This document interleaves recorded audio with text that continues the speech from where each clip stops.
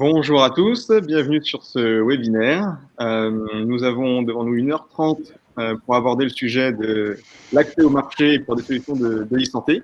Et avant qu'on fasse un rapide tour de présentation des intervenants, je vous rappelle que pour que ce webinaire soit le plus interactif possible, vous avez un chat, mais aussi une section de questions. Vous pouvez poser vos questions auxquelles on sera ravis de répondre. Et vous pouvez aussi voter pour les questions qui vous semblent les plus intéressantes à faire remonter. Voilà, ceci étant dit, je laisse la parole peut-être à Samantha pour une présentation rapide. Bonjour à tous, donc Samantha Jauzelmi, je suis partenaire dans un fonds de capital risque qui s'appelle Elaya. Elaya est un fonds qui a été créé début des années 2000 et qui a une focalisation qui est la sienne, Early Stage, B2B, Deep Tech. Early Stage, c'est-à-dire qu'on couvre tout depuis le pré-seed jusqu'à la série B, en mettant des tickets entre quelques centaines de cas jusqu'à 7-8 millions en premier ticket d'investissement. B2B, ça parle de soi. Et Deep Tech, effectivement, on a un ancrage très tech. Donc, on souhaite qu'il y ait une disruption technologique, quel que soit le stade de maturité des sociétés. Dans tout ce qui est Digital Life Science, donc on s'est mis à cette practice il y a quelques années. On a constitué une équipe avec des gens référents sur le sujet, des partenaires, des équipes insiders et des venture partners comme Sacha Loiseau, par exemple, qui est CEO de Monaka Technologies, David Sourdil de Selectis, etc. Voilà, on a investi dans quelques sociétés que vous connaissez peut-être sur notre sujet du jour, à savoir InHeart dans la cardio, Glimmer dans l'AI dans la traumato, Simencure dans l'anévrisme, Sencare dans le digital healthcare et plein d'autres. Voilà, donc ravi d'être parmi vous aujourd'hui. Super, merci Samantha. Christelle, tu veux te présenter rapidement? Bonjour à tous, donc Christelle Baudouin, donc je suis associée fondatrice du cabinet CDHR Consulting, qu'on appelle tout simplement CDHC. Donc nous sommes un cabinet spécialisé dans le market access, c'est-à-dire les stratégies d'accès au marché pour les entreprises qui développent des dispositifs médicaux. Donc dispositifs médicaux, ça inclut évidemment tous les types de dispositifs médicaux, c'est-à-dire ceux aussi les solutions numériques en santé, tous les dispositifs multitechnologiques, mais aussi les DM implantables, les DM DIV. Voilà, donc c'est tout le champ des dispositifs médicaux au sens réglementaire, on va dire. Notre offre de service, en fait, elle s'étend effectivement sur la stratégie et plus spécialement dédiée aux innovations en santé. Donc, la stratégie d'accès au marché, ça inclut en fait les accompagner dans toutes les étapes de développement. C'est-à-dire qu'on démarre une stratégie d'accès au marché très tôt, en amont, dès le développement du produit. C'est notre première recommandation parce qu'il faut penser l'accès au marché et le financement, le remboursement en fait, du dispositif dès le début des étapes de développement. Et on inclut dans cette stratégie-là la partie stratégie clinique et réglementaire en fait, qui doit permettre la démonstration de valeur du produit et les études médico-économiques. Alors nous avons une équipe d'experts en fait internes pour gérer tous ces aspects-là et pour pouvoir construire un projet qui permettra d'aller jusqu'au remboursement et pour lequel nous réalisons les étapes les démarches administratives et de discussion et de négociation avec les autorités publiques dans l'accès au marché, alors France, et puis on déploie aussi en Europe des accès au marché avec des partenaires locaux. Voilà ce que je peux dire en résumé des activités de CDHC, j'espère que c'est assez clair. Mathieu? Ah, je crois qu'on t'entend pas, Mathieu. Ok, faut faire une petite manipulation. Merci Stéphane. Bonjour à tous. Je vois des gens dans le chat que je connais. Il y a Abyss, il y a Damae. Bonjour à tous. Mathieu Josek, je suis directeur du Digital Medical Hub de la PHP, qui est une structure qui s'est fait comme spécialisation le market access purement hospitalier, même si on fait aussi du remboursement, puisqu'on va le voir et on va en discuter. Les deux sujets sont intimement liés. Cette structure et cette plateforme, donc liée à ce centre de recherche européen qui est la PHP, certes s'étend aussi à l'ensemble de la France et depuis hier au Canada et à la Belgique. L'idée, c'est vraiment d'accompagner les structures dans la construction du projet, la fabrication même du produit, avec leur terrain, avec leurs clients, et de participer derrière à l'ensemble des évaluations et l'ensemble des activités de transformation d'une technologie en proposition de valeur. dans le but de la rendre audible, crédible à des équipes médicales et des donneurs d'ordre hospitaliers. Voilà, c'est l'enjeu de notre structure et ce qu'on fait au Digital Medical Hub. Et je suis ravi de faire partie de cette équipe pour parler avec vous du Market Access. Super. Et moi, je suis donc Stéphane Toulander. Je suis le coordinateur de la commission e-santé chez France Biotech, l'association des entrepreneurs de la santé. Et je suis aussi cofondateur et président de Cibiltech, une société qui développe des solutions digitales en transplantation rénale avec des algorithmes prédictifs qui permettent de développer de nouveaux médicaments immunosuppresseurs, de faire de la télésurveillance des patients et de monitorer les réponses au traitement dans le but de réduire les rejets de greffe. Donc maintenant que tout le monde s'est bien présenté, j'ai une question pour Samantha. Oui. Là, quand vous investissez dans une jeune pousse ou moins jeune pousse qui développe des solutions de e-santé, qu'est-ce que tu leur dis en termes de market access? Comment tu essaies de les guider dans cet environnement qui est vraiment pas simple à aborder? Effectivement, il n'est pas simple à aborder par rapport. Alors, on a la chance, enfin. En tout cas, on est assez agnostique sur les industries, donc j'arrive à voir aussi les différences entre les différents secteurs. Et effectivement, les startups de la e-santé ont en ça en particulier qu'elles doivent s'implanter dans un secteur en investissant d'importants montants en amont de la phase de développement, sans même avoir fait le premier euro de chiffre d'affaires. Et c'est peut-être ce qui différencie les startups de la e-santé des startups d'autres secteurs qui, elles, peuvent se poser la question de l'investissement dans un second temps, une fois qu'elles ont eu accès au marché. Donc, la grande différence, c'est effectivement cet accès au marché. Alors, quand on pense accès marché, on pense souvent business model, remboursement, etc. Je pense que ce qu'il faut voir dans une société de la e-santé, et nous, c'est ce qu'on regarde quand on regarde les sociétés, est-ce qu'elles ont bien compris les tenants et les aboutissants de rentrer dans ce genre d'industrie, c'est que d'abord, il faut une autorisation de mise sur le marché. Je pense que c'est la première chose d'accès au marché, c'est est-ce que décemment, d'un point de vue autorisation, je peux exercer. Il y a une classification lorsqu'il s'agit d'un dispositif médical, on le sait tous. Il y a plusieurs dispositifs de sécurité sur les données qui respectent la RGPD, etc. Il y a des études cliniques effectuées en milieu hospitalier. Bref, tout ça implique que ces startups qui souhaitent s'implanter dans ce secteur doivent investir d'importants montants. Donc, en fait, nous, ce qu'on essaye de valider en amont d'un investissement, c'est que toutes ces problématiques ont été réfléchies par les entrepreneurs. C'est souvent, personne ne s'improvise trop sur ces sujets-là. Donc, c'est souvent des gens qui sont assez aguerris au sujet. Par contre, les sujets d'accès au marché, de pricing, business model, de comment on s'insère dans la chaîne de valeur alimentaire, ce n'est pas forcément des choses qui ont été réfléchies. Et comme de toute façon, elles doivent passer toutes ces étapes-là avant d'accéder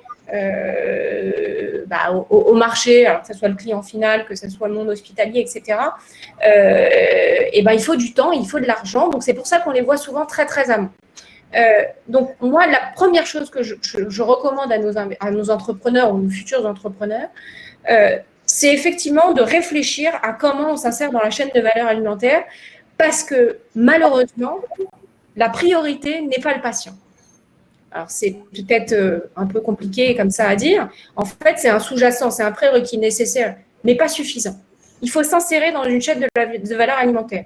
Combien de dispositifs médicaux ont été rachetés par des gros qu'ils ont laissés un petit peu dans les bibliothèques parce que ça faisait du tort à leur industrie, etc.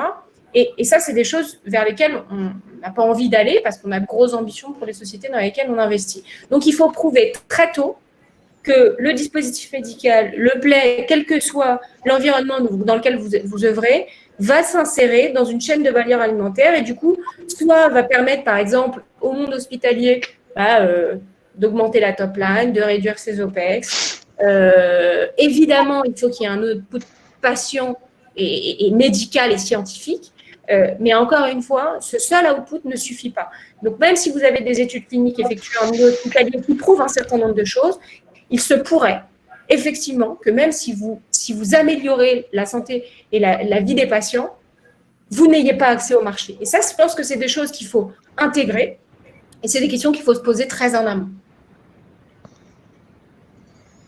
Mathieu, je te sens Non, ouais, tout à fait. C'est exactement ça. Je partage 95% d'heures du terme de chaîne alimentaire, parce que c'est un peu plus compliqué pour nous en tant que soignants et hôpital public comme la paix.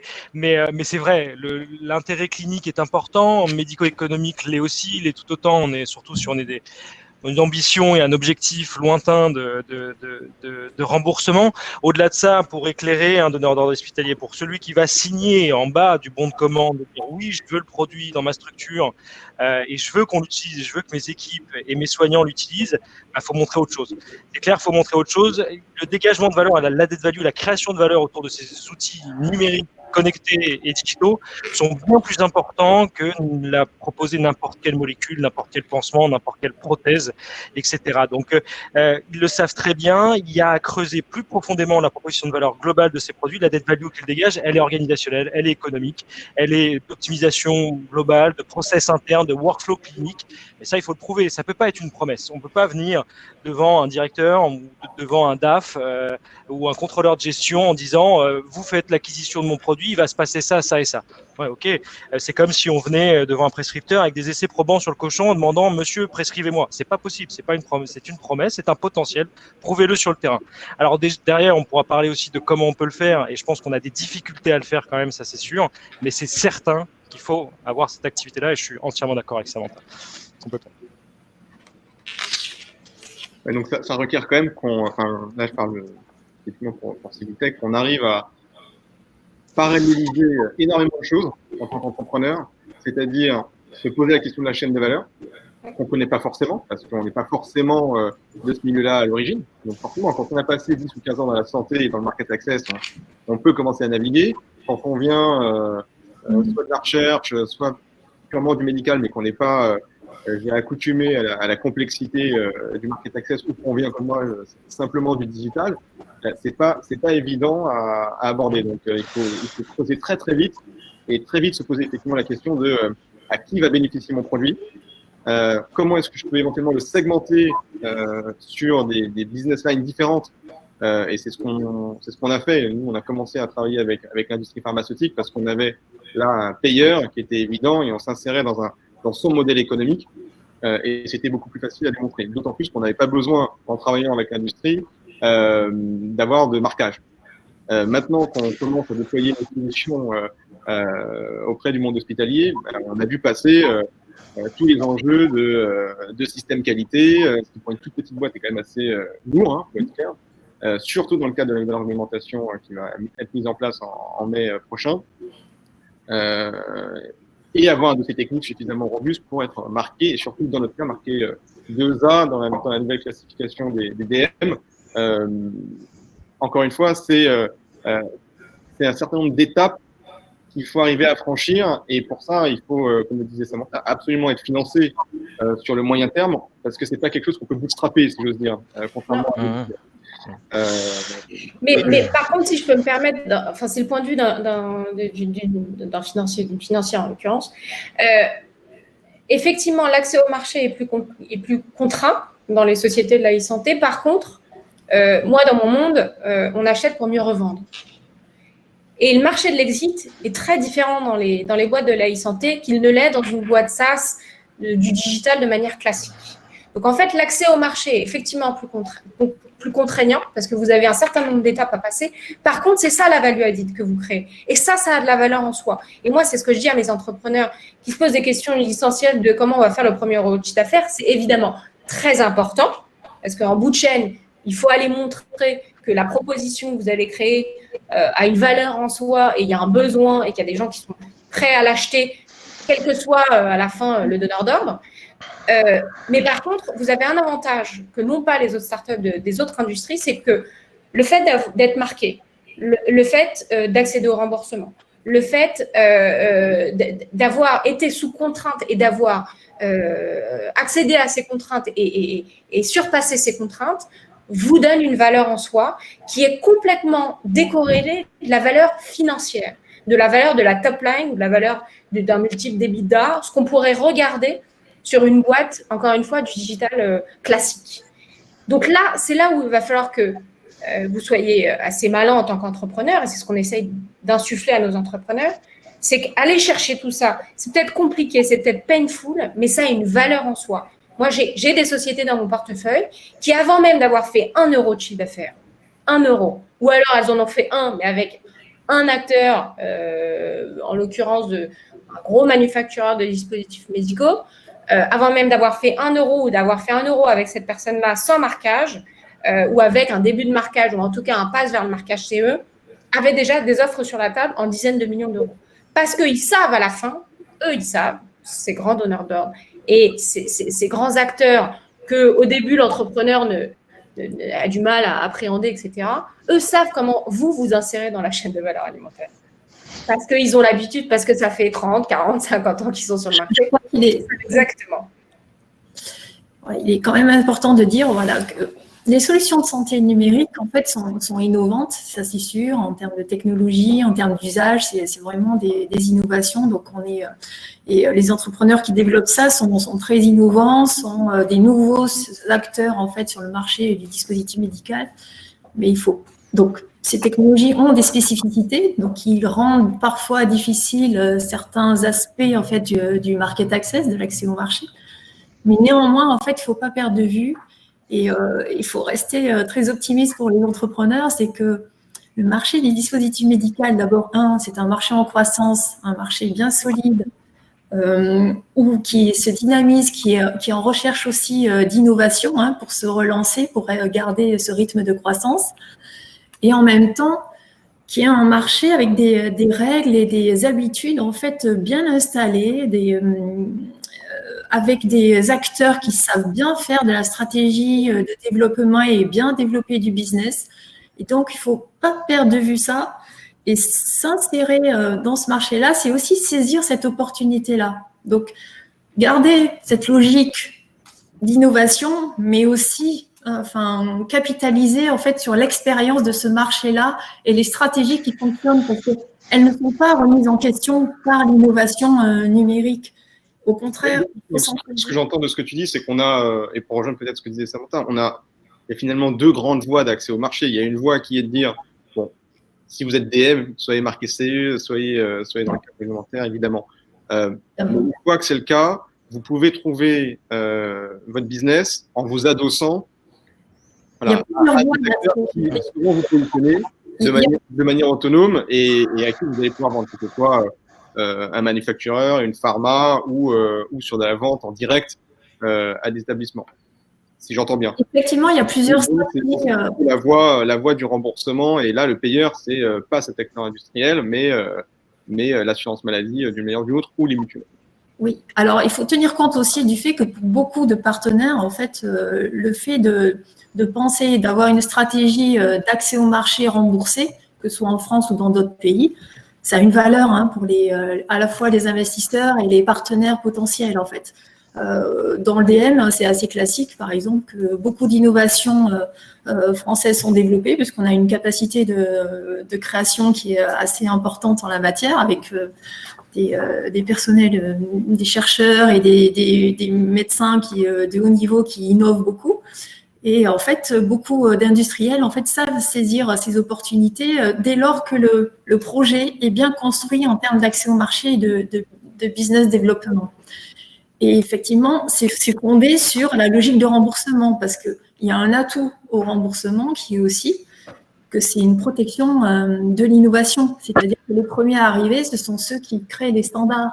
Et il y a certains pionniers qui sont déjà positionnés, qui créent des références en matière de remboursement. Alors, on en a en France, il y en a en Allemagne, il y en a même aux USA, il y a un premier cas. Donc, ces pionniers-là, en fait, en allant chercher le remboursement, ils créent aussi des références et puis surtout, ils se créent un marché un peu mieux protégé. Je ne vais pas rentrer dans les détails, mais parce que ça serait un peu trop technique et on va perdre tout le monde, c'est pas intéressant. Mais c'est un atout. C'est un atout. Tu peux nous parler des trois exemples que tu donnais, puisque tu parlais d'un acteur en France, en Allemagne et aux US? Alors oui, parmi les pionniers, alors en France, vous avez plusieurs voies d'accès au marché en fait et au marché remboursé. Alors il y a la voie de droit commun et puis les voies dérogatoires spécifiques aux innovations. D'ailleurs, si j'ai quand même une recommandation à faire, c'est aussi parce qu'il y a des spécificités aux solutions de santé numérique et parce qu'elles sont innovantes, c'est de privilégier ces voies dédiées à l'innovation puisqu'elles sont dans une démarche d'évaluation beaucoup plus à l'écoute. On est beaucoup plus dans la co-construction avec les autorités et les régulateurs dans ces démarches-là, dans ce cadre-là, que dans le droit commun. Hein. Donc déjà aussi, ça, c'est un premier aspect à retenir pour les entrepreneurs. Donc privilégier quand même ces voies dérogatoires spécifiques aux innovations. Elles se multiplient dans les pays. En France, il y en a, mais il y en a en Allemagne, on pourra en parler aussi après. Voilà. Alors, en France, il y a plusieurs pionniers. Hein. Il y en a un qui a accédé au remboursement de droit commun, hein, contrairement à ce que je dis, qui a osé et qui a réussi à accéder jusqu'à l'inscription sur ce qu'on appelle la LPPR, la liste des produits et prestations remboursables. Donc, c'est une application numérique. Alors, sur cette LPPR, en fait, ce sont des dispositifs médicaux qui sont à usage du patient. Donc, c'est spécifique à certaines solutions. Hein. Toutes les solutions ne peuvent pas aller chercher cette voie-là. Mais ils ont obtenu un remboursement qui a été négocié. Maintenant, il faut la création de l'acte, mais dans quelques temps, l'utilisation de cette solution de santé numérique sera recommandée en fait, et pouvoir être utilisée. Et l'hôpital et le patient qui va l'utiliser, en fait, seront remboursés par l'assurance maladie. Voilà, donc ça s'appelle MoveCare. Voilà. Ça, c'est un des pionniers qui a planté le drapeau en blanc. Hein. Voilà, c'est une belle réussite. Il y a d'autres pionniers, en fait, qui se lancent dans une voie qui n'est pas une voie directement d'accès au marché, mais qui est une voie intéressante qui le deviendra, hein, puisqu'il est en cours d'élaboration, en fait, c'est passé par des expérimentations, c'est ce qu'on appelle les articles 51, où il y a plusieurs solutions de santé numérique, en fait, qui s'insèrent dans ces projets-là, qui permettent d'innover sur dans l'organisation des soins, de la délivrance des soins. Donc, souvent, c'est fondé sur des outils de santé numérique. Donc là, il y a plusieurs pionniers, hein, il y en a différents. Et c'est une bonne aussi étape en fait, pour pouvoir accumuler des données et rentrer dans une démonstration de valeur en fait, pour ensuite envisager l'accès au marché. Et après, vous avez, aux USA, là, c'est une solution une application avec intelligence artificielle hein, qui a été remboursée, qui est la manifestation en fait du fait que les USA reconnaissent en fait l'intérêt de ces solutions-là dans la dynamique du système de soins, mais surtout dans la compétitivité mondiale qui est en train de se jouer autour de ça.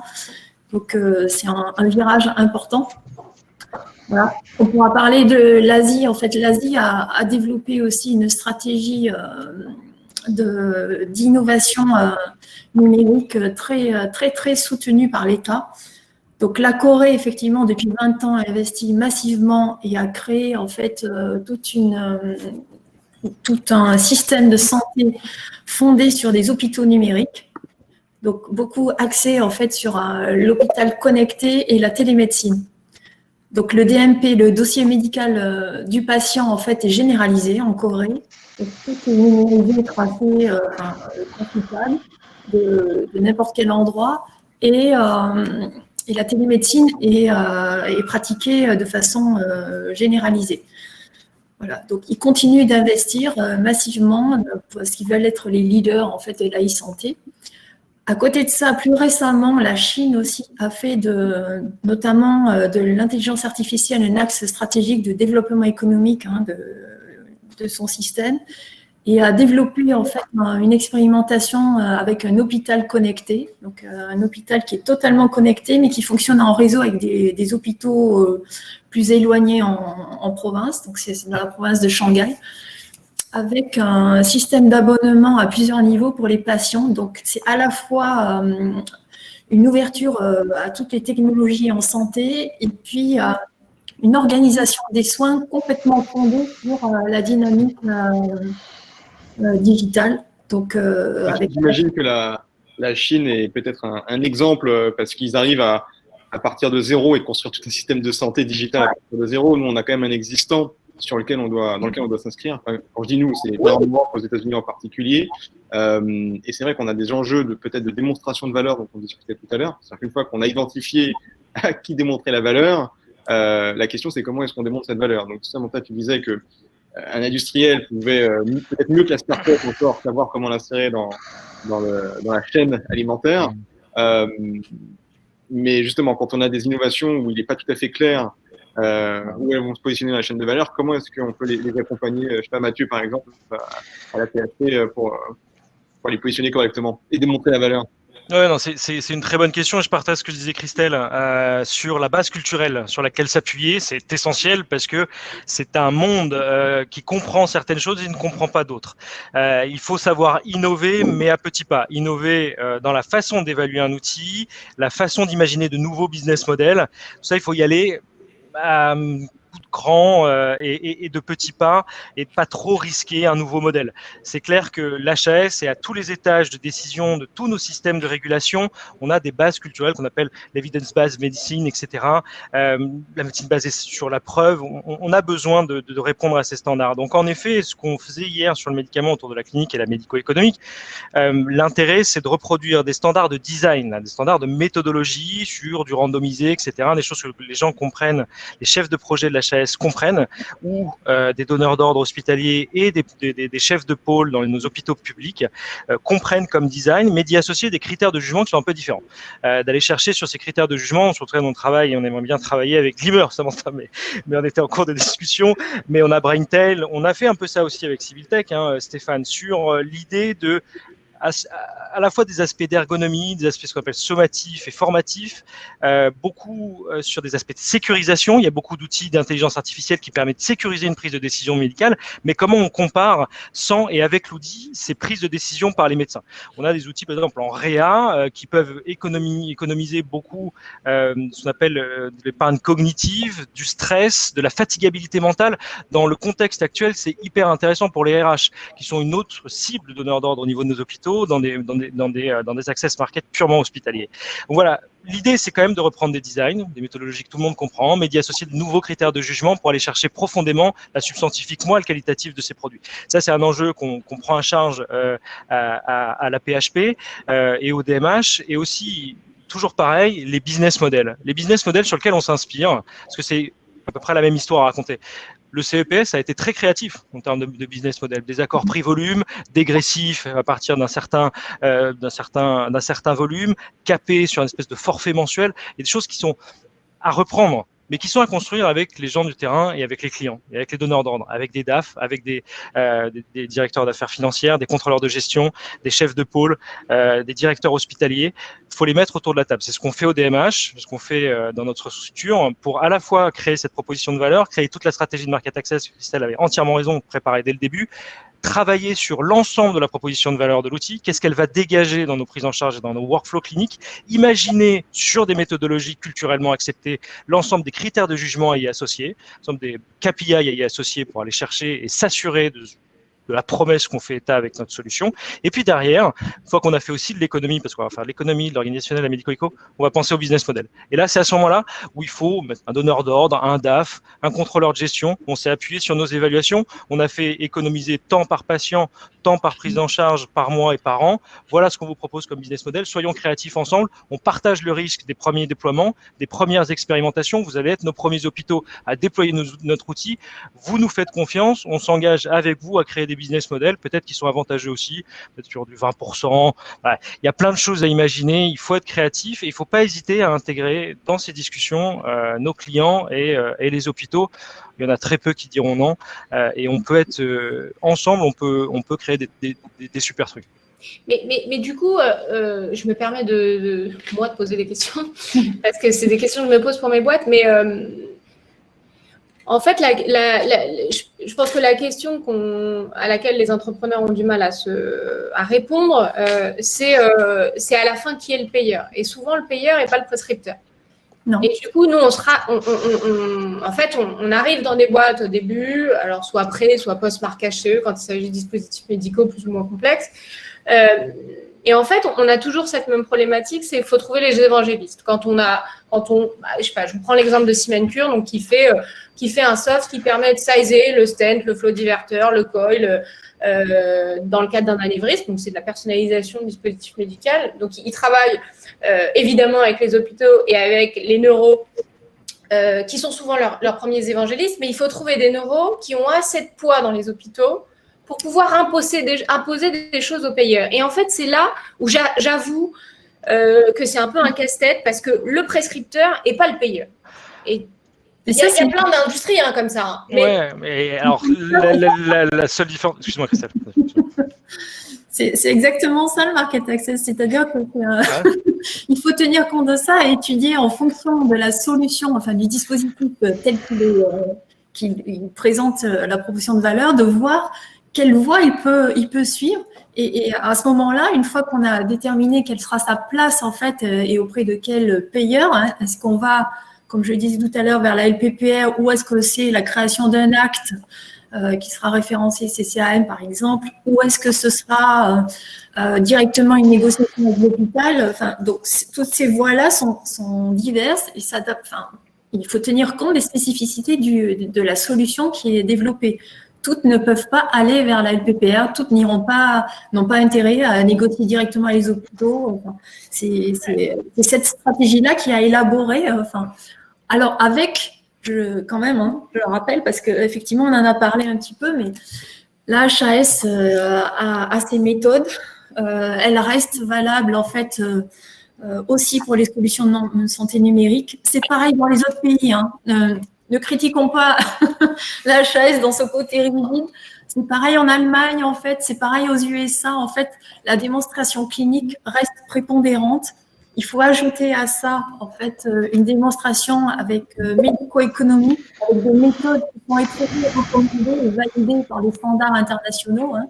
Ça se démontre, ça se calcule. Le bénéfice-coût d'une solution qui permet d'argumenter lors de la négociation et d'évaluer la valeur financière, en fait, du produit sur le marché. Donc, il y a des techniques, il y a des méthodes. Tout ça, il faut le mettre en place le plus tôt possible lors de l'évaluation clinique. Donc, d'abord, un critère clinique, y associer des critères médico-économiques aussi en parallèle pour, au bout de la démarche, avoir tous les éléments qui permettent un accès au marché plus solide, en fait. Mais surtout, en amont, se poser la question, quelle est la meilleure voie ? Ouais. Moi, pour te répondre, Samantha, ça c'est une stratégie bottom-up comme ça que je trouve dont on hérite des big pharma. Ce problème-là, on l'a connu surtout médicaments. Finalement, on a un remboursement, mais le remboursement et donc le payeur, qui est le denier public, n'est pas ton prescripteur. Et finalement, sur ce produit-là et l'ensemble des produits numériques, c'est toujours le même problème. C'est-à-dire que le remboursement, c'est le camp de base numéro 3. Le sommet de l'Everest, c'est quand même la prescription. Mais qu'est-ce qu'on faisait sur le médicament et pourquoi on avait des sales force qui était aussi grande dans les big pharma, c'est qu'il faut aller convaincre le médecin dans son cabinet. Donc ça, le KOL, l'évangélisateur, l'ambassadeur, c'est important, mais c'est pas suffisant. C'est un vecteur pour moi de communication, mais c'est pas une stratégie. La stratégie, qu'est-ce qui va apporter à ce donneur d'ordre, ce prescripteur, convaincu par ta solution, parce que tu l'as montré cliniquement et médico-économiquement, ce qui l'intéresse pour cette cible. Pourquoi c'est important en bottom-up, donc son directeur, qu'est-ce qui l'importe ? Cliniquement, pas grand-chose. Médico-économiquement, pas grand-chose non plus, puisque lui, il a un paiement à l'activité. C'est-à-dire que plus et mieux tu vas prendre en charge ton patient, moins on va venir chez lui. Donc, c'est pas ce qui l'intéresse. Et c'est pas non plus les mêmes indicateurs, les mêmes KPI qui vont intéresser ton prescripteur. Donc, quand il va le voir et que tu as une stratégie à lui mettre en main, un dossier à lui mettre en main, et ben c'est les KPI qui l'intéressent. Ça va être organisationnel interne, économie interne, économie d'échelle sur workflow, sur process, etc. Voilà, ça c'est le vecteur, l'évangélisateur, mais il faut que tu lui fournisses de la matière pour défendre le produit. Et c'est aussi à la startup de le défendre avec son donneur d'ordre. D'où l'intérêt, à mon avis, de prendre le sujet dès le début et de mettre tout le monde autour de la table. Comme disait Christelle, le plus tôt possible, on imagine sa stratégie de market access, A, B, C jusqu'à Z, et on met en place tous les jalons dont il nous faut et toutes les évaluations dont il nous faut pour aller jusqu'à Z. En sachant qu'il y a quand même maintenant, en tout cas c'est le parcours qu'on essaie d'initier avec Civitech, des moyens de rencontre précoces avec les acteurs de la chaîne, hein, que ce soit avec l'HAS ou même avec le CEPS.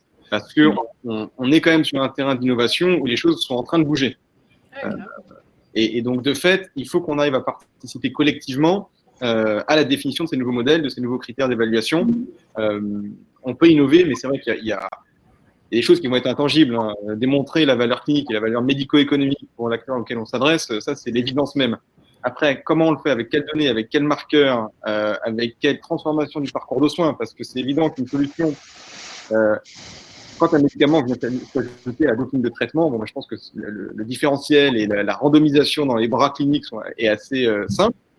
On fait précaution quand je dis ça, mais c'est relativement simple. Quand vous avez une solution digitale qui vient perturber l'ensemble de la chaîne d'organisation du soin pour démontrer la valeur d'un algo par rapport à telle ou telle fonctionnalité, c'est pas du tout évident. Donc, on va devoir avoir une approche un peu plus holistique des solutions.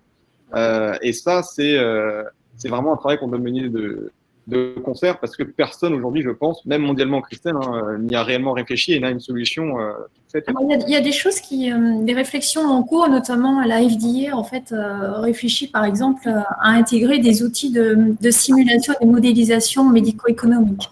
Parce que l'évaluation pour les solutions numériques, par exemple, cliniques, elle va durer un certain temps qui rend possiblement obsolète rapidement, en fait, en regard de la concurrence qui peut aboutir vite sur des innovations de pointe comme ça.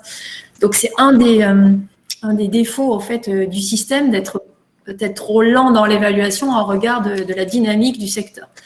Et donc, la FDA réfléchit à intégrer des solutions d'évaluation plutôt sur de la modélisation médico-économique, ce que nous, on fait, par exemple, mais qui n'est pas encore reconnu dans les méthodes standards. Donc, aujourd'hui, on peut mettre en place ça. On n'est pas garanti, en fait, que, par exemple, le CEPS en tiendra compte lors de la négociation. Mais néanmoins, ça peut être sur des projets qui sont déjà avancés, ça peut être le moyen d'arriver avec des données consolidées plutôt qu'aucune donnée médico-économique. Voilà, donc il y a une dynamique effectivement de réflexion à laquelle il faut participer. La HAS est très très ouverte aussi à réfléchir sur ces sujets-là. Donc elle a relancé une consultation pour actualiser son guide d'évaluation. Elle fait travailler ses équipes internes de l'évaluation sur cette réflexion-là pour que tous ces paramètres avancent. C'est vrai que le EPS a été cherche à être innovant dans les formes de remboursement des solutions. Voilà, donc il y a un effort vraiment tout le monde a compris l'intérêt des solutions de santé numérique. En France, à l'étranger, c'est le cas. On n'a pas assez parlé de l'Allemagne. L'Allemagne a voté une loi récemment, et un parcours en fait pour les innovations de santé numérique qui est très très intéressant, très avant-gardiste. Donc déjà, elle permet aux hôpitaux, Mathieu, de développer, de passer des partenariats pour développer des applications et d'investir dans des applications. Donc le système de santé allemand a le droit désormais de faire ça, donc est plutôt incité à le faire. Et surtout, il rembourse les applications à faible risque. Donc par exemple, c'est un marché intéressant pour des applications qui sont de classe 1 à 2. Alors ça ne marche pas pour les classes 3. Et vous avez un process de remboursement des solutions numériques qui est très intéressant, très dynamique. Voilà. C'est le fameux DIGA, c'est ça? C'est le Fast Track DIGA? Oui, c'est ça. C'est jusqu'à 2A, les 2B sont pas… Ouais. Non, mais c'est sûr que ça donne envie. J'ai envie de paraphraser Kennedy quand j'entends ça, c'est sûr, c'est clair. Et il y a une question là on prendra toutes les questions plus tard, mais il y en a une qui s'insère spécifiquement là dans la discussion. C'est est-ce qu'il ne faut pas poser la question de l'évaluation médico-économique au niveau européen plutôt qu'au niveau français? J'ai envie de dire. C'est une question qu'on se pose depuis des années, qu'on s'est posée sur le médicament, où il y a eu plein de no-go. La DGS, quand j'y étais, il y a énormément réfléchi. Les essais compagnons avec 2 pays européens en binôme. Il y a les pays qui étaient un peu les plus élitistes qui disent ah non, je veux surtout pas du Portugal, je veux surtout pas de la Pologne, etc. Bien sûr que sur le papier, c'est un vœu pieux qui est très intéressant, mais il faut arrêter de rêver. Au-delà de ça, dans ce qu'on arrive à faire en France, Et c'est pas qu'en Europe, c'est aussi aux États-Unis ou au Canada notamment, partie de l'Asie et de la PAC aussi. La France jouit quand même d'une certaine crédibilité scientifique dans ce qu'on arrive à produire comme évaluation. Des évaluations faites sur le sol français, très sincèrement, il n'y a pas besoin de le monter dans tous les pays de l'Europe. Si c'est fait France, dans le meilleur des cas, un petit coup en Allemagne aussi. Vous êtes pas les rois du monde, mais presque. Il y a pas. C'est pas un enjeu. C'est pas un enjeu pour moi. Ouais. En sachant qu'il y a quand même des différences d'acceptation, on le voit parce qu'on est en train de monter aussi une étude clinique et médico-économique en France et en Allemagne, et les critères d'acceptation entre les deux pays sont pas les mêmes. Dans nos pathologies, en tout cas, les critères sont pas les mêmes, voire donc il y a quand même des adaptations aujourd'hui nationales qui sont liées aux pratiques médicales locales qu'il faut prendre en compte. Donc ça va être compliqué, je pense, d'homogénéiser tout ça aussi facilement. Alors, sur le plan des études médico-économiques, sachez que c'est quand même l'Angleterre qui est précurseur et qui est maître en la matière, en fait, qui a complètement intégré ces méthodes-là dans le process d'évaluation. Donc, la France y vient, mais en décalé, et les autres pays en font maintenant un élément clé, même si c'est pas décisif. Pour la France non plus, c'est pas obligatoire, mais c'est quand même fortement recommandé de plus en plus. Et puis. Mais en Angleterre, ça fait partie des prérequis lorsque vous faites une démarche d'accès au remboursement. Ouais. Le réglementaire, c'est quand même plus simple. Dès qu'on touche au remboursement, on a des systèmes de santé qui sont assez hétérogènes, quoi. On a des Bismarckiens, on a des Beverigiens, enfin, on a des assurances mutuelles plus intégrées que dans certains pays que dans d'autres. On a des Länder ou en Suisse ou en Allemagne. C'est... Chaque pays européen a un système différent, la raison, et donc il faut adapter le market access à chaque système. Mais ce serait génial, Thibaut, mais bon. En termes de levier de croissance, nous, ce qu'on voit sur les boîtes dans lesquelles on investit, c'est qu'au lieu de venir une espèce de challenger européen et de faire ce travail dans tous les pays européens pour lesquels ça demande effectivement des spécificités locales, elles ont tendance à aller chercher le gros du marché, c'est-à-dire les US, globalement assez rapidement dans leur trajectoire. C'est vrai, quand on fait un parallèle, encore une fois, nous, on est assez agnostique d'un point de vue industrie, mais on essaie de faire des parallèles entre les différentes industries. C'est effectivement ce qu'on voit de manière générale dans les plats digitaux, c'est-à-dire que la chienlit, entre guillemets, d'aller dans tous les pays européens avec tout ce que ça comporte comme spécificité locale, cet accès-là, etc., ça vaut peut-être le coup d'aller directement au plus gros du marché et là où le marché est le plus fat, quoi. Et souvent, elles passent par une étude clinique, souvent, effectivement, alors un peu européenne, mais souvent très française. Elles prouvent un certain nombre de choses, elles passent par le marquage et après, elles vont chercher l'équivalent FDA pour aller commencer à commercialiser aux US. Et c'est un peu la trajectoire que nous, on a vu sur les boîtes dans lesquelles qu'on a financé à date. Alors, oui, mais il ne faut pas perdre de vue quand même que le marché, que ce soit USA ou Chine, c'est des énormes marchés. Et donc, il faut les envisager comme tels. Et pour nous, petits Français, quand on développe des DM même très, très intéressants, très innovants, s'attaquer à des gros marchés comme ça, il faut être solide. Financièrement, mental, il faut que ça suive. C'est des marchés libéraux. Les USA, il faut quand même y aller avec un financement très, très important. Et d'autant plus vrai pour la Chine. C'est avec le point de vue réglementaire aussi. Il y a une question là qui a été montée et je pense que c'est le moment de la discuter. Il y a une question sur les solutions non DM. Parce que là, c'est vrai qu'on a beaucoup parlé de la partie médico-éco, des études, de la démonstration de valeur pour du remboursement de ces solutions, les solutions DM, mais pour les solutions non DM, que ce soit sur des choses qui ne sont pas forcément directement liées à des pathologies identifiées comme le stress ou l'anxiété, ou alors, là je rebondis sur la question de Marion, sur des DM qui n'ont pas d'impact, ou alors pas d'impact facilement mesurable à l'échelle individuelle, mais qui vont des solutions de santé qui vont travailler plutôt sur l'optimisation organisationnelle. Voilà, quels sont les modèles pour vous? Pour moi, c'est de la vente directe, exactement. Je pense que...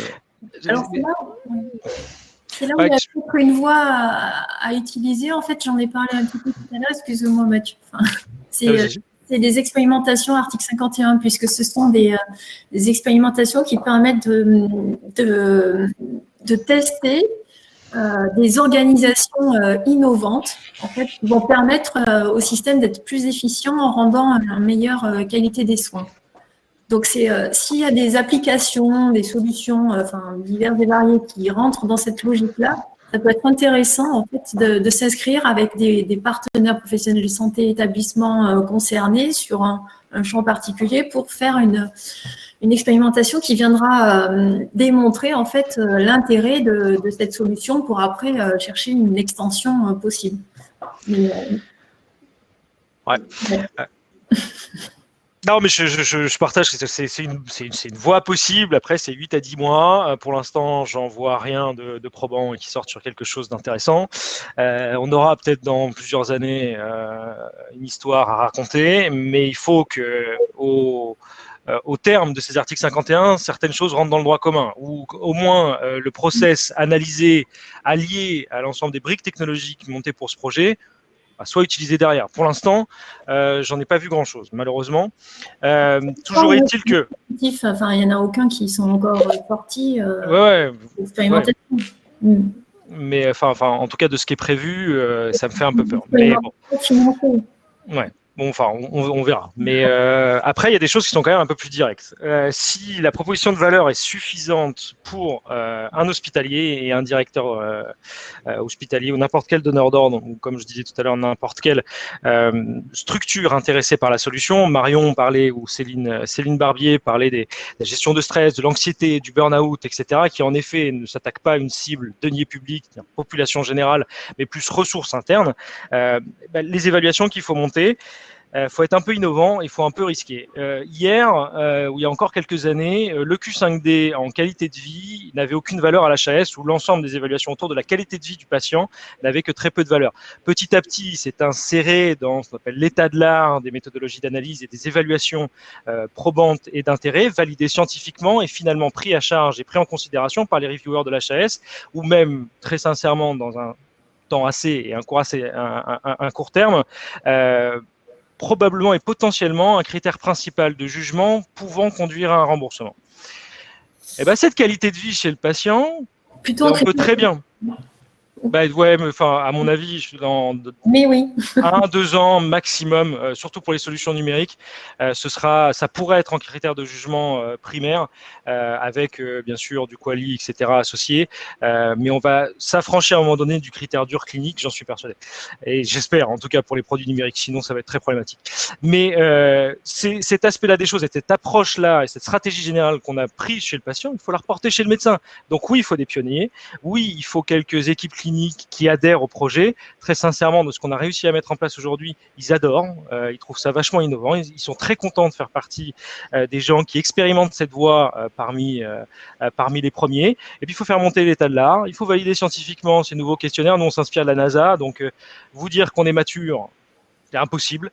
On tâtonne encore, mais on va trouver à un moment donné quelque chose qui sera validé scientifiquement, qui sera lu, accepté par des équipes cliniques et par des décideurs hospitaliers, et qui en fera en tout cas un aspect probant de proposition et d'added value d'un produit demain dans nos structures hospitalières. J'en suis persuadé. Après, l'avenir nous le dira. Mais il faut tenter, parce que il faut créer ces standards. Mais il faut des gens qui acceptent de prendre le risque de le faire. Après, Mathieu, s'il y a des solutions en fait qui ont juste une proposition de permettre à un établissement de santé d'être plus efficient, par exemple, et de meilleurs services, on peut chercher la vente directe à l'établissement. Il y a un budget pour ça, qui est un peu plombé, mais il y a une place pour ça dans les établissements. Mais complètement. Mais là, si tu veux, je répondais directement à la question de Céline Barbier qui avait été reprise par Marion. J'essaie d'aller plus spécifiquement sur ce sujet, mais complètement sur les aspects d'efficience économique, d'efficience organisationnelle. Bien sûr que c'est un aspect et un critère et une proposition de valeur largement suffisante et assez probante pour être onboardé directement dans notre structure. Par contre, il faut le montrer. Nous, c'est ce qu'on essaye de faire quand même. Je veux pas que ce soit qu'une promesse, je veux pas que ce soit qu'un potentiel. Je veux plus aussi de fournisseurs de solutions qui viennent nous voir en disant testez-la 3 mois, c'est tellement extraordinaire que vous n'allez pas pouvoir faire sans et vous allez le garder et vous allez payer la solution. Non, ça, on peut pas dire ça à un décideur hospitalier. Il prendra pas le risque 3 mois d'intégrer et le coût que ça peut prendre, hein, parce qu'il y a pas mal d'interface, d'interopérabilité avec des SI, etc. Ça peut représenter un coût d'intégrer un outil et ça peut pas être que sur une pointe. Donc, venir avec une expérimentation et une évaluation financée, c'est avantageux parce qu'on peut financer. Ça, je pense que c'est le sujet. Et tu as raison. Ça, c'est sur la place francilienne, on est assez bien équipé. Il faudrait un truc pour la France qui soit similaire. C'est une certitude. Mais testons. Et c'est juste à ce moment-là, et justement quand on a fait la preuve de l'efficience organisationnelle, de l'efficience soit par patient, soit par médecin, soit par ressources, soit par ETP, de créer le business model au regard avec les structures. On a la matière, ce qu'on appelle des business impact models. On audite 48 heures comment fonctionne un hôpital. On sort le tableau, monsieur, avec tout ce que j'ai évalué. Alors c'est à Rennes, à Nantes, à Paris, etc. Vous l'utilisez, vous allez économiser ça par an. Partageons la valeur. Vous faites partie des premiers qui vont déployer. Partageons le risque de ce déploiement et partageons la valeur de paiement à la performance. Il faut être aussi innovant que ces créations de solutions et de ces produits. En fait, il ne faut pas être aussi innovant que ça, parce qu'il faut comprendre comment fonctionne le système et il faut se faire accompagner, ça c'est clair. Voilà, il faut faire les études qu'il faut, avec les bons critères, avec les bonnes méthodes, s'adresser aux bons interlocuteurs, trouver la voie la plus adaptée en regard de ce qui est la solution. C'est vraiment ça. Mais là, vous êtes en train de faire le distinguo entre, en gros, celles qui vont chercher de la réglementation et des marquages et en gros, les solutions de healthcare management qui permettent une meilleure opérabilité, l'opération optimisée, organisationnellement parlant, etc. On a le cas dans nos boîtes, hein, typiquement une boîte comme Suncare, c'est des boîtes qui font une espèce de healthcare management. Mais là où c'est vrai qu'en tant qu'investisseur, moi j'ai du mal à entendre ça parce que, encore une fois, dans d'autres industries, il faut qu'il y ait ces early adopters qui permettent à ces boîtes-là, qui viennent en arguant qu'elles ont peut-être un truc qui va leur permettre de changer la donne, de tester des choses. En fait, le côté... alors effectivement, il peut y avoir des problèmes d'interopérabilité des données, etc. C'est extrêmement complexe de rentrer. Mais si on ne fait pas des partenariats avec des hôpitaux ou des labos qui veulent prendre ce risque-là de test, comme peuvent le faire des early adopters dans d'autres industries, on ne donne pas sa chance au produit. Donc c'est vrai qu'en tant qu'investisseur, moi j'ai un peu du mal à entendre effectivement ces startups qui arrivent. On les voit aussi, hein, et pour beaucoup on ne les finance pas. Mais en fait, c'est la problématique de la poule et l'œuf, c'est-à-dire que elles viennent nous voir pour nous demander de l'argent en nous disant on a un truc qui va marcher, vous allez voir quand ça va s'insérer dans le monde hospitalier ou dans le mode, voilà, et ben ça va marcher et on va faire gagner du temps, de l'argent en top line, machin, etc. On leur dit bah ouais, mais va prouver sur le terrain que c'est possible et vous arguez que t'es gentil ma bonne dame, mais si on devait tester un peu tous les gens qui viennent nous dire que ça va marcher et que ça va révolutionner notre monde d'un point de vue organisationnel, on n'est pas rendu quoi. Donc moi je peux comprendre que sur cette boîte, sur ce genre de boîte-là, autant sur des boîtes qui vont chercher la réglementation et des marquages, il y a un truc qu'il faut, c'est assez structuré, il faut faire des études, etc. On a des KOL, on arrive à s'infiltrer auprès des évangélistes qui arrivent à nous faire rentrer là-dedans, etc. Autant sur tout ce qui est boîte healthcare management, plaid d'exécution pure, si vous ouvrez pas un tout petit peu la porte, c'est compliqué. Ouais, mais moi c'est sûr que je suis entièrement d'accord avec toi, sinon j'aurais jamais créé le DMH et j'aurais jamais créé cette structure puisqu'elle est dédiée à faire ça et à trouver 5-6 centres partenaires qui s'insèrent le plus tôt possible à la fois à la co-création du projet et du produit pour qu'ils correspondent au mieux aux pratiques et aux besoins. Et qui derrière, puisque c'est des experts qu'on mandate et qu'on vient faire venir dans ces boards, dans ces accompagnements-là, ça devient des médecins investigateurs derrière. Ils sont très contents, ils ont participé à la création, etc. Par contre, le métier de médecin, c'est un métier, c'est pas une vocation. Avec le serment d'Hippocrate aussi, etc. C'est un métier, donc ça se rémunère. Ce sont des experts et toute tâche d'accompagnement, de lien, de temps passé pour parler du sujet, du produit ensemble, etc. Et jusqu'à de l'investigation principale d'études, généralement c'est 10 jours, on prend 10 jours juste pour construire une méthodologie. Donc c'est un métier, il faut le rémunérer. Et à qui on s'adresse, je vais pas prêcher pour ma paroisse, mais je vais le faire, on s'adresse à Mathieu. Mais c'est sûr que j'aurais jamais créé si c'était simple. Et comme tu le disais, il y a quand même des dispositifs là, de financement de ces expérimentations, que ce soit au niveau régional, adossés aussi à la BPI et des moyens de financement intermédiaires. Voilà. Et comme l'article 51, il y a quand même un certain nombre de dispositifs qui permettent d'initier ces. Et le CIR, Stéphane, quand même. C'est à 60%, comme tu travailles avec la PHP qui est c'est 60%. Et par contre, c'est vrai que InnovUp XP, ce qui est proposé Région Île-de-France plus BPI, dès qu'un projet sympa, un partenariat bien construit, une méthodologie d'évaluation bien construite est montée entre l'hôpital public et une structure privée avec plus ou moins 2, 3, 4 centres investigateurs, il y a une labellisation initiale, il y a tout un process, mais on accorde cette subvention et d'avoir pensé que cette subvention soit nécessaire pour l'access market de ces solutions, c'est déjà un pas en avant, mais ça n'existe aujourd'hui qu'en Île-de-France, il faudrait que ça existe un peu partout en France. Parce que c'est le meilleur moyen de favoriser notre marché domestique, c'est d'enfin offrir 1 euro de CA à nos boîtes qui puissent se développer, qui puissent scaler, qui puissent se confronter à leur terrain, c'est-à-dire d'être utilisés, que leurs utilisateurs fassent de la remontée, qu'on assure l'amélioration perpétuelle de l'outil. Le meilleur moyen, c'est quand même d'exister, c'est quand même d'être acheté et d'être utilisé. Et ce passage, ce jalon d'expérimentation et d'évaluation, c'est un point d'inflexion majeur. Donc, il faut le favoriser. Mais en province, il y a une ouverture aussi et des possibilités. J'imagine. Notre gros CHU, mais même les ARS, je reviens sur les expérimentations, elles sont prêtes à financer beaucoup de choses pour aller vers ces innovations organisationnelles plus efficientes en fait du système et faire une place aux solutions digitales. Donc, il y a vraiment de quoi faire, mais c'est ça, il y a 2 grandes voies. Il y a celles qui vont aller vers le remboursement, celles qui vont chercher le financement et le partenariat avec les hôpitaux directement, sans une logique de bénéfice patient, mais de bénéfice en termes d'efficience organisationnelle.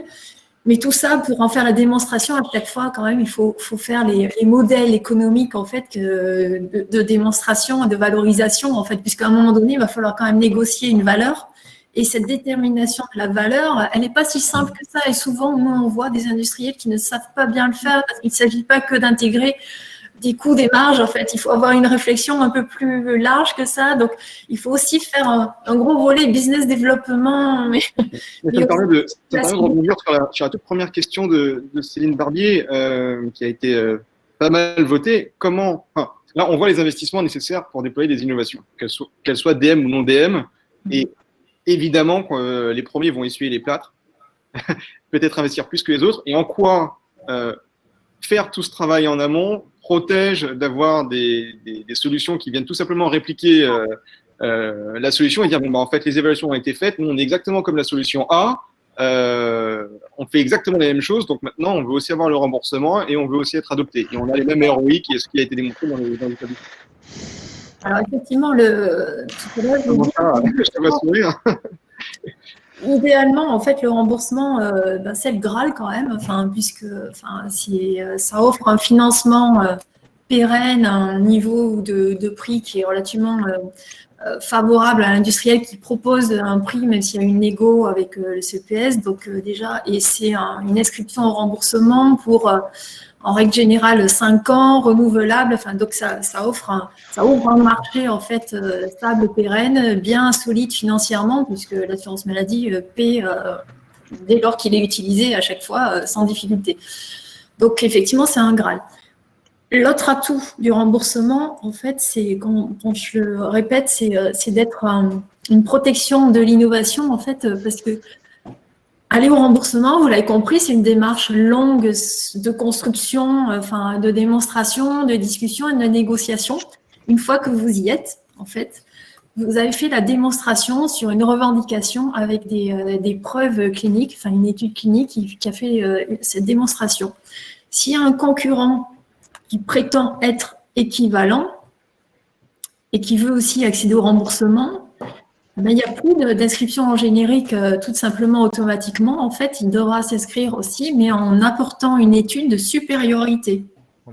L'étude clinique, elle ne sera pas aussi simple. Donc, le premier, en fait, qui arrive au remboursement, en fait, il définit le standard de référence à partir duquel les autres équivalents, en fait, seront évalués, comparés. Ouais, mais comme c'est super. Ouais. Mais comme c'est quelques happy few pour l'instant. Moi, j'ai aucune boîte qui cherche à aller à chercher le remboursement. Elles ont trouvé des modèles économiques alternatifs où soit elles vendent en direct aux hôpitaux auprès, effectivement, des premiers, des évangélistes, des early adopters, comme on les appelle communément dans le digital. Soit elles vendent aux fabricants, je sais pas moi, dispositifs médicaux, sous forme de manière forfaitaire aux patients. Après, elles trouvent le business model au cas patient ou par crédit ou voilà. Mais elles ont trouvé des solutions alternatives parce que comme c'est le Saint Graal, comme c'est le truc auquel personne n'accède. Mais non, pas vrai. Tu peux pas dire ça. Il y en a déjà un. C'est vrai, il y en a déjà un.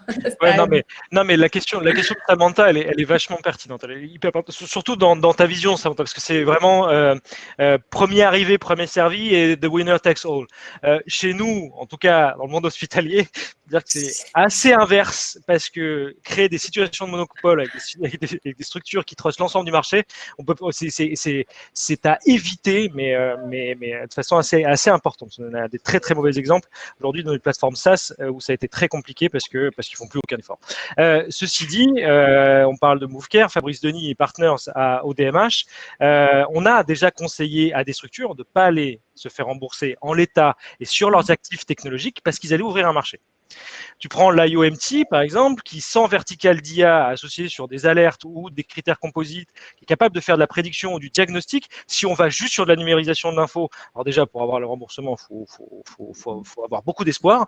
Mais si on y arrive, c'est un marché ouvert et n'importe qui, en effet, alors tu as raison, Christelle, quand même, on crée un standard, mais une non-infériorité clinique avec, ça peut être une méthode un peu mieux construite, avec un peu plus de monde. C'est vrai qu'il faut faire gaffe quand même. Mais à partir du moment où on a des actifs, une IA, quelque chose qui te donne une longueur d'avance de 3 à 4 mois. Christelle a raison, de toute façon, il faudra faire une évaluation contre toi et tu seras requalifié en comparateur. Donc, de toute façon, tu auras toujours perpétuellement cette avance par rapport à cette concurrence et notamment la possibilité, puisque c'est toi qui traques la donnée, d'imaginer de nouvelles verticales d'IA qui, sur l'échiquier, te proposera un pion d'avance par rapport à l'ensemble de la concurrence. Donc, attention sur le premier actif qu'on dépose pour un remboursement. Attention aussi, parce que c'est un fusil à un coup, généralement. C'est difficile d'y retourner quand on a dit non, ou alors il faut avoir une autre proposition de valeur. Mais en effet, pas trop ouvrir un marché sur des choses qui sont assez simples et avoir déjà une toute petite longueur d'avance sur le marché, ça sécurise un peu l'ensemble du processus. En gros, se poser la question si ce qu'on est en train de développer ne va pas être une commodité 2 ans après le lancement. Et ça, c'est d'un point de vue des solutions digitales, moi, il me semble évident que s'il n'y a pas une différenciation forte en termes algorithmiques ou autre, un médicament est protégé, par le brevet, je rebondis sur la remarque de Xavier dans le chat, c'est s'il n'y a pas de différenciant, à la sortie, effectivement, vous ouvrez un marché et puis vous avez toutes les chances de vous faire copier. S'il s'agit juste de redévelopper des features et de dire, voilà, là, on a trouvé un truc intelligent, on a fait des études et au final, des sociétés suiveuses vont aussi obtenir le remboursement, ça a très peu d'intérêt. Et donc, il n'y a pas d'incentive. Et donc, je pense que la question, c'est aussi de savoir quel est l'incentive pour des solutions qui n'auraient pas une nature de différenciation suffisante en termes d'IA ou de pronostic.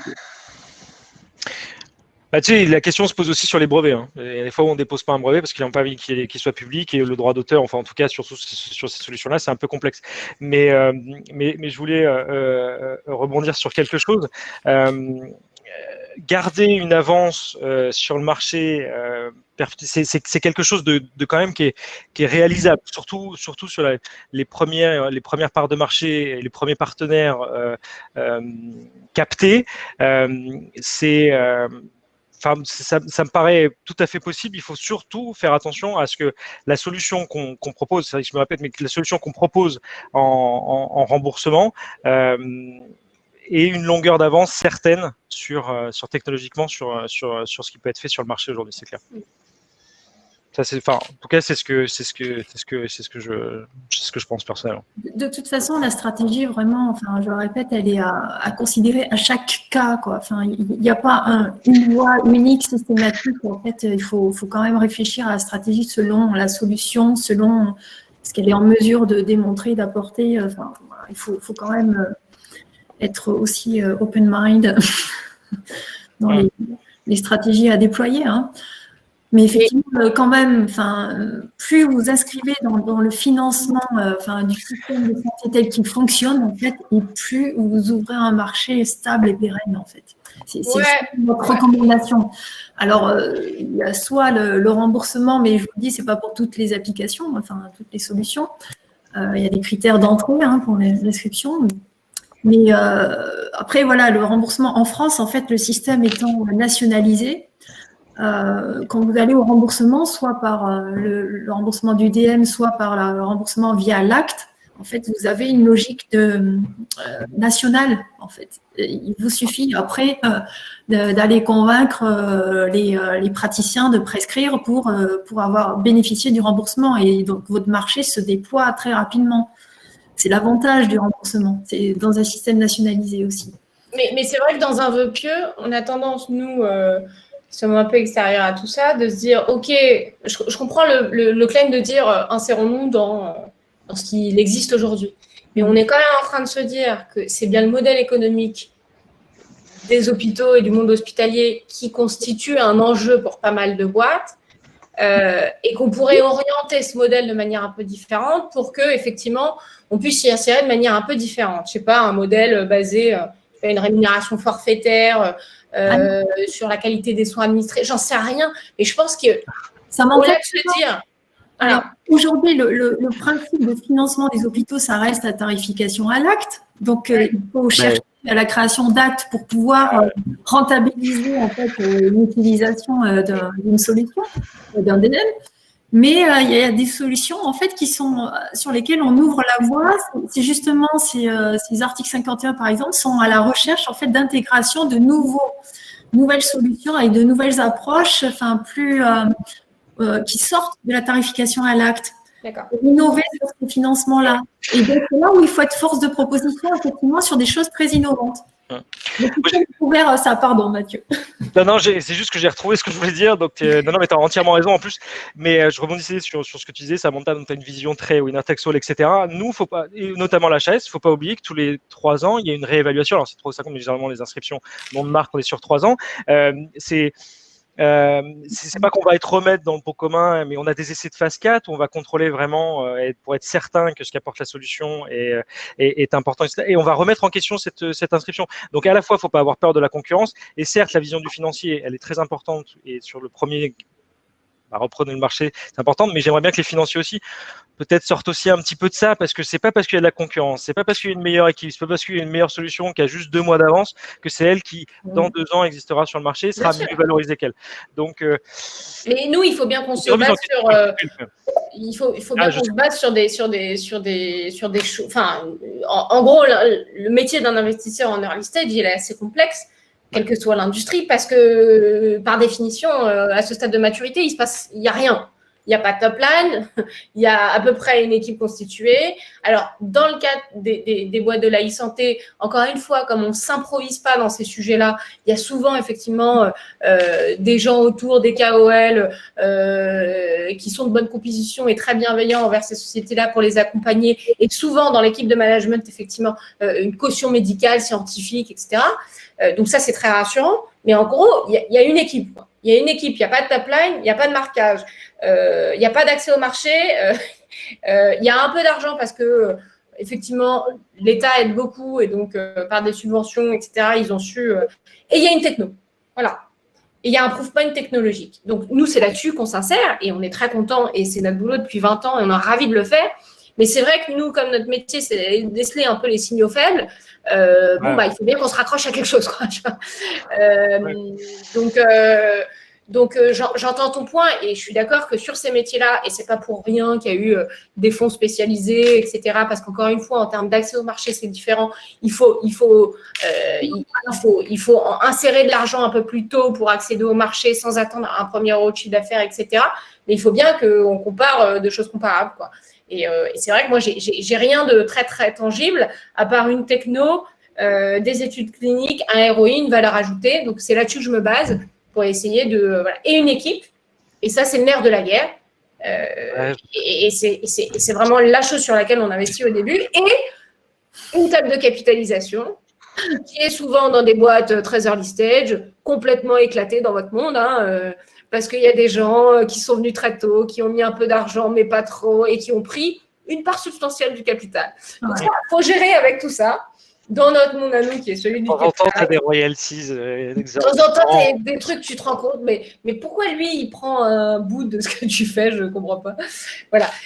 Donc, c'est pour ça qu'il faut bien comprendre. Et je pense comme il y a pléthore d'acteurs dans ce métier-là, c'est la raison pour laquelle Elaya, en tant qu'investisseur agnostique d'un point de vue industriel depuis le départ, quand on s'est dit on a un deal flow propriétaire sur la santé, mais on n'a pas de légitimité à pouvoir adresser ces sujets-là. On a été chercher des gens qui, ça fait 20 ans qu'ils font de l'investissement dans ces sujets-là, ou ils sont serial entrepreneurs dans la medtech, dans les santé de manière générale. Enfin, voilà, on y a été armés parce qu'on savait que c'était assez différent de ce que nous, on préconise de manière générale sur nos boîtes digitales classiques, quoi. Oui, voilà, je tiens à rappeler, parce qu'il y a peut-être qui sont connectés après ce que je disais au départ, enfin, faut pas perdre de vue, que les solutions, l'e-santé, c'est très innovant dans la techno, dans les usages, mais ça s'insère dans un cadre d'un marché qui existe depuis longtemps, celui du dispositif médical, avec des règles et des principes et des méthodes qui fonctionnent. Ne pas perdre de vue ça, et utiliser ce qui fonctionne déjà, en fait, pour une stratégie de développement business. Avec un élément quand même différenciant par rapport au DM, je dirais, purement matériel, c'est que ces solutions digitales, très souvent, doivent s'insérer dans des SI, dans des SI hospitaliers notamment. Et donc, je reviens sur la question de François, sur la question de l'interopérabilité des systèmes. Comment est-ce qu'on peut intégrer les coûts de déploiement, notamment en termes d'interopérabilité, là, dans les business plans, Samantha, je pense que c'est quelque chose qui est encore pas évident à appréhender en termes de time to market et de déployabilité. Et comment, côté Mathieu, des solutions qui aujourd'hui sont positionnées en plateforme, et tu parlais de WinnerTechSoul, évidemment que Samantha a voulu investir dans des boîtes comme ça, et toi tu as évité qu'elle spirose l'hôpital. Donc de fait, là, vous n'allez pas être d'accord, et au niveau de on a des acteurs d'interopérabilité, le market est compliqué. Non, mais malheureusement, on est sur un trop gros marché pour que j'ai que ce prisme de WinnerTechSoul, parce que malheureusement, on est sur un gros marché, parce qu'à la fin des fins, on parle quand même de la santé des uns et des autres. Hein. Mais non, le sujet de l'interopérabilité, c'est un sujet, mais c'est un sujet de digitalisation de ce monde-là de manière. Mais j'ai envie de dire, ce sujet-là, on l'a sur toutes les industries, il faut arrêter, quoi. Quand j'ai investi dans Freightlink qui fait de la digitalisation de transport de marchandises camions, va mettre une application dans les mains d'un camionneur pour que… Non, ça marche de la même manière. On a les problèmes d'accès au marché d'un point de vue compréhension et acceptation du digital. Et l'interopérabilité en fait partie, en fait. C'est juste un truc qui est assez mal structuré. Il faut que les données se parlent et elles ne se parlent pas aujourd'hui parce que tout le monde a été de son petit truc. Voilà. C'est un super sujet. Je ne crois plus un peu top-down. Ça doit venir des institutions qui obligent les structures à répondre à des référentiels, puisqu'on a déjà eu le cas sur la certification HAS, sur les LabLAD, où les big tech ont attaqué le droit français pour demande surnuméraire par rapport à la réglementation actuelle européenne. Et la Cour de justice européenne leur a donné raison. Donc, de toute façon, par rapport à ce qui est déjà fait en termes de réglementation, on ne pourra pas imposer à nos structures de répondre à certains standards. Moi, ce que je pense quand même, c'est peut-être à nous de commencer. Dans l'hôpital public, c'est assez dramatique. On a encore énormément de travail à faire pour faire tout ça. Il y a eu une estimation il y a 3 ans maintenant, qui est estimée à 1 demi-milliard d'euros par structure pour se mettre à niveau. Sur l'ensemble d'interopérabilité, on prend même des ESPIC où ils veulent surtout pas de DS, ils veulent pas créer de bouchon central, de centralisation de la data, parce que c'est trop lourd, parce que c'est trop complexe, ça prendra trop de temps et ça coûte trop cher. Donc c'est clair que c'est un vrai enjeu, mais je pense sincèrement que ça, malheureusement, le chemin et son initial et son originel doivent venir de chez nous. Ça avance un peu, mais c'est complexe. Si je peux donner juste une indication, parce qu'on travaille quand même avec Stéphane et on essaye d'accélérer tout ça. Il y a combien d'actifs pour Civiltech? On est à 2, je crois qu'il y a 2 systèmes d'information. Côté DMH, pour pouvoir financer cette interopérabilité, je ne sais pas si on peut, je me le dis, quelques 2-3 milliers d'euros par centre et par intégration pour couvrir les frais de la structure. Voilà, si ça peut vous donner une fourchette, mais c'est un très gros enjeu. Très gros enjeu. Ça, c'est clair. Et c'est un frein aujourd'hui. La question, c'est est-ce que c'est pas un frein? Oui, c'est un frein aujourd'hui. Faut pas se leurrer. Alors oui, on est en retard, hein, je vous le disais, par rapport à l'Asie. Hein, regardez, la Corée, c'est 300 milliards, ils ont investi depuis 20 ans en fait, pour la digitalisation des structures hospitalières. Quoi. Mais ils y sont et ça fonctionne. Donc il faut aller vers ça avec… Attends, pardon, j'ai pas entendu. 300 milliards, ils ont investi en Corée ouais. uniquement pour la digitalisation des systèmes de santé. Oui, alors uniquement, enfin, je sais pas, enfin, j'ai pas étudié les postes de financement. Oui, enfin, sauf qu'aujourd'hui, ils arrivent avec tout un réseau hospitalier en fait totalement digitalisé, le dossier médical de patients généralisé. Nous, on en est au début en fait. Donc il y a un coup d'accélérateur depuis 1 an et demi, mais ça reste encore insuffisant. Enfin, Moi, je pose la question parce que on n'a pas un système national non plus. Enfin, chaque CHU en fait, fonctionne. Enfin, dans chaque région finalement, on fonctionne avec des financements spécifiques. C'est pas assez massif et homogène. Enfin, et alors pour le coup, c'est là où on n'est pas nationalisé. Non, et en termes de volume d'investissement, il me semble que l'Allemagne, juste sur l'interopérabilité, a mis 3,5 milliards. Et non, mais voilà. Mais... Il y a quelqu'un de l'Agence numérique de santé dans les participants, mais qu'est-ce qui est dédié au programme Open qui permet d'avoir enfin, c'est même pas des expérimentations, c'est une aide à la transition numérique et à l'interopérabilité. Il me semble qu'on est loin de ces chiffres-là. Oui. Il est évident que si on n'a pas un marché domestique, parce que finalement, c'est les deux pans du market access. Hein. Si on veut un marché domestique français fort, il semble évident qu'il faut qu'on soit malin sur les modes de remboursement et agile, et qu'on pense aussi à un moment à comment rembourser des solutions qui ont un apport clinique à l'hôpital, mais où il n'y a pas de volet patient, parce que pour l'instant, ça, c'est quelque chose qui est complètement oublié pour l'instant. Donc, on va attendre ce qui va sortir des différentes classifications. Mais fondamentalement, il y a l'enjeu du remboursement, et donc d'avoir un modèle économique viable pour des solutions qui ont un bénéfice médico-économique et sociétal, et l'enjeu technique de déploiement de ces solutions. Parce qu'encore une fois, si on est remboursé et prescrit, mais que on met 10 ans avant de pouvoir se déployer correctement, de fait, on n'aura pas de marché domestique. C'est ça. Non, il y a un vrai problème de soutien des instances gouvernementales sur ces budgets-là. Nous, on a quoi? On a effectivement l'article 51, on a le programme étape sur la télémédecine, on a ce fameux milliard 4 là, sur le Ségur de la santé. J'avoue que je n'ai pas encore trop bien compris comment c'était dispatché. Et effectivement, dit comme ça, 1,4 milliard, ça envoie du pâté, mais bon, j'ai toujours pas compris. Donc, je pense qu'effectivement, il y a du boulot. Il y a du boulot et je pense que ça fait partie des instances comme France Biotech et comme d'autres instances de pouvoir faire des recommandations sur du budget. Mais ce n'est pas tant du budget, c'est du budget bien ciblé aussi parce que il y a eu des budgets il y a pas mal d'initiatives étatiques qui ont été mises en place et on va pas trop taper sur ce qui a été fait à date. Mais je pense que sur le séquençage et sur l'arbitrage de ces budgets-là, je pense qu'il y a beaucoup à faire. Ah ouais, clairement. J'ai dit juste une petite bêtise. C'est pas un demi-milliard par hôpital, c'est un demi-milliard par GHT. Parce que le problème, c'est que même la politique de groupement hospitalier, de territoire, était dédiée aussi, et même à l'initial, pouvoir commencer à pouvoir communiquer entre centres avec l'échange de données qui est au centre de cette communication et cette articulation en termes de GHT. Quand j'étais à l'hôpital numérique à la DGOS, donc à la NAP, c'était un demi-milliard d'euros il y a 4 ans.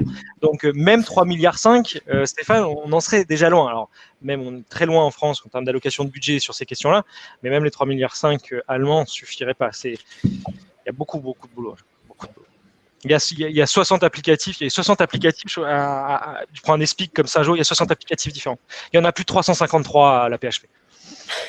Par contre, cette réflexion-là, elle est valable en fait pour les entrepreneurs. En fait, quand ils développent leur stratégie, qu'ils la pensent pas uniquement, qu'ils visent sans doute la France, le marché national, mais qu'ils pensent aussi système, interopérable en termes d'usage, de concept, d'utilisation aussi, dans une vision beaucoup plus large et internationale.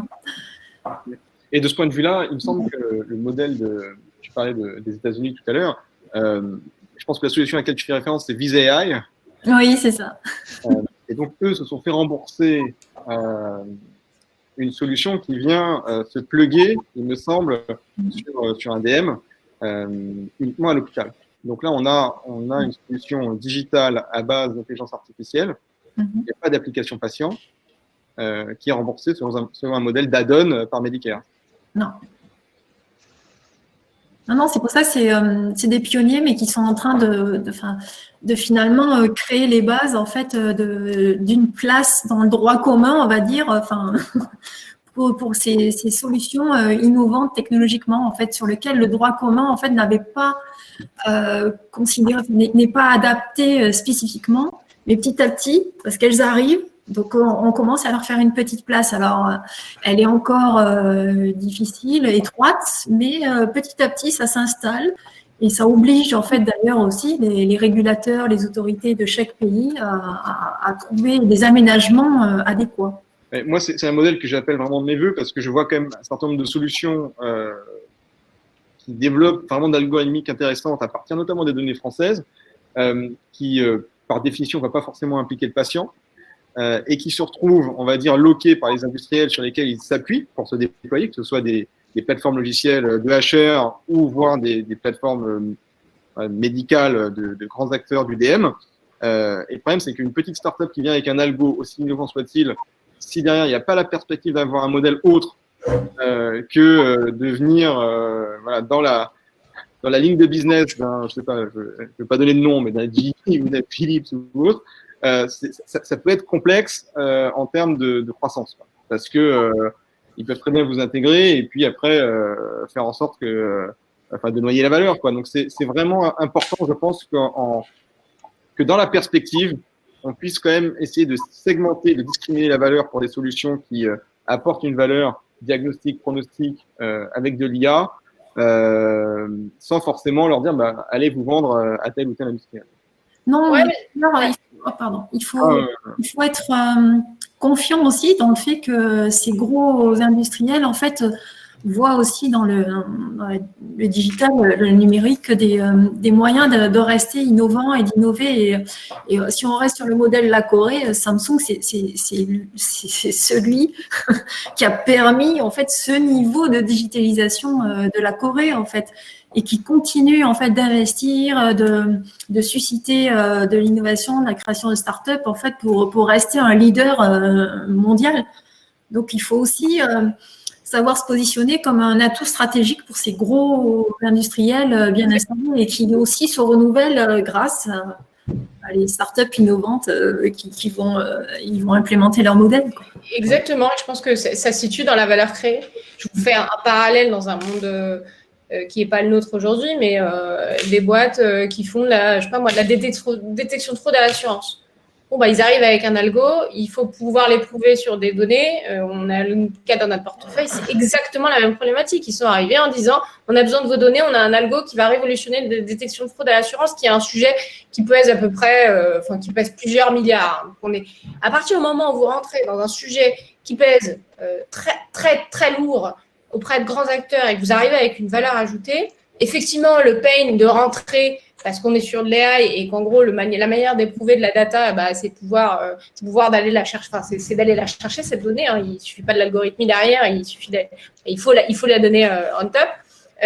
Une fois que vous avez réussi à prouver ça, aujourd'hui, c'est des boîtes qui pèsent plusieurs dizaines, voire centaines de millions d'euros et on est très content d'avoir investi. Donc, en fait, tout se situe dans la valeur que vous apportez à ces grands. Et franchement, c'est des business que nous, on apprécie très fortement. Je suis d'accord avec toi, davantage, parce que une différence entre la nature de la data, parce que ce que tu peux faire sur des données financières, tu ne peux pas le faire sur de la donnée rétrospective. On commence à avoir des datasets, et encore, ils n'ont pas les volumes qu'il y a en finance. Et surtout, sur du prospectif, pour démontrer la valeur de leur prospectif sur la data en santé, malheureusement, tu te retrouves sur des petits échantillons qui te coûtent excessivement cher et où tu vas être dépendant du fournisseur de données. Et tu peux pas, et le flux d'itération n'est pas du tout le même.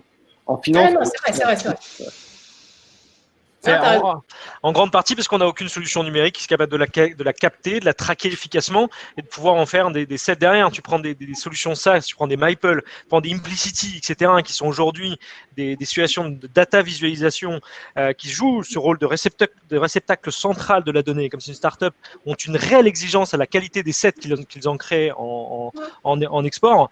Ça, c'est pas encore assez déployé. Et ça, tu vois, typiquement, la possibilité d'avoir ça comme set, ça profiterait pas que à l'industrie, mais aussi au milieu académique. Parce qu'il y a un truc, il faut quand même être conscient, on est en train de prendre, je vais être un peu vulgaire, mais une branlée en termes de recherche académique et publique dans le monde de la santé, là où on avait une position toute hégémonique française sur des articles scientifiques à haut indice H en Europe et dans le monde, on est en train de rétrograder petit à petit parce qu'aux États-Unis et en zone APAC, ils ont accès à des données, notamment de vie réelle au chevet du patient, au quotidien du patient, qu'on n'a pas. Ils ont des scorings qu'on n'a pas. Ils ont des nouveaux liens épidémiologiques grâce à l'intelligence artificielle qu'on n'a pas.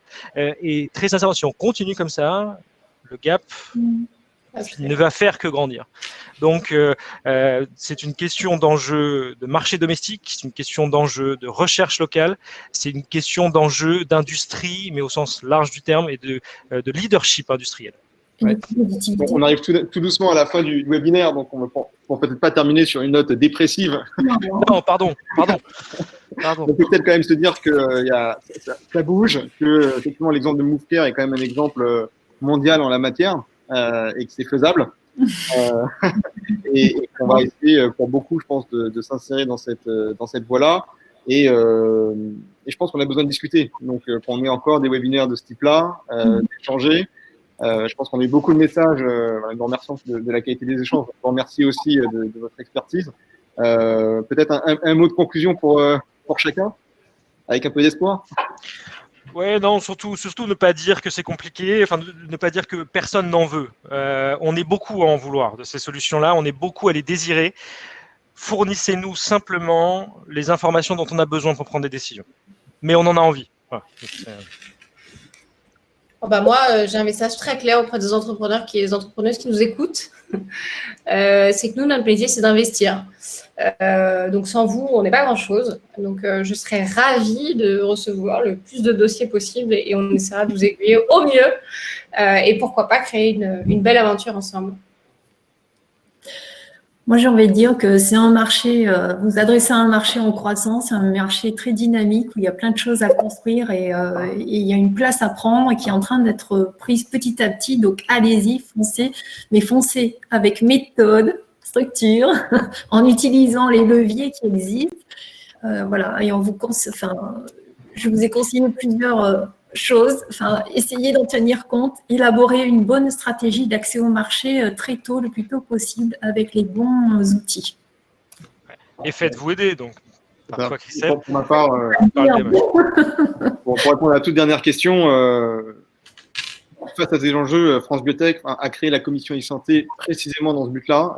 Et c'est vrai que les discussions qu'on a au sein de la commission de France Biotech tournent pour grande part autour des questions de market access, parce qu'on voit que ça touche quand même au cœur du business des solutions de e-santé et finalement de la transformation du système de santé français par le volet digital.